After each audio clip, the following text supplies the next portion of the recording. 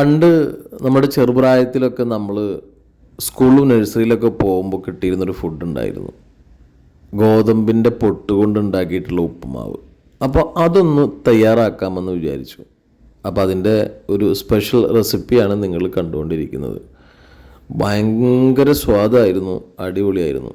അതിൻ്റെ കൂടെ പഴംപൊരി ചൂടോടെ പൊരിച്ചിട്ട് പഴംപൊരിയും പൊരിക്കാത്ത പഴവും കൂടെ പപ്പടവും ചേർത്ത് കുഴച്ചിങ്ങനെ കഴിക്കാൻ ഒരു പ്രത്യേക സ്വാദ് തന്നെയാണ്. അപ്പോൾ പ്രിയ സൗഹൃദങ്ങളൊക്കെ ഒന്ന് പരീക്ഷിച്ചു നോക്കുക. പഴംപൊരിയും പപ്പടവും പഴം പൊരിക്കാത്തതും കൂടെ നമ്മളെ നൊസ്റ്റാൾജിയ ഓർമ്മപ്പെടുത്തുന്ന നമ്മുടെ ഗോതമ്പ് പൊട്ടിൻ്റെ ഉപ്പുമാവും പൊളിയാണ് മക്കളെ, ഒരു രക്ഷയില്ല. ഒരു 4 പിടി പിടിച്ചാലുണ്ടല്ലോ നൊസ്റ്റാൾജിയ വെറുതെ വരും.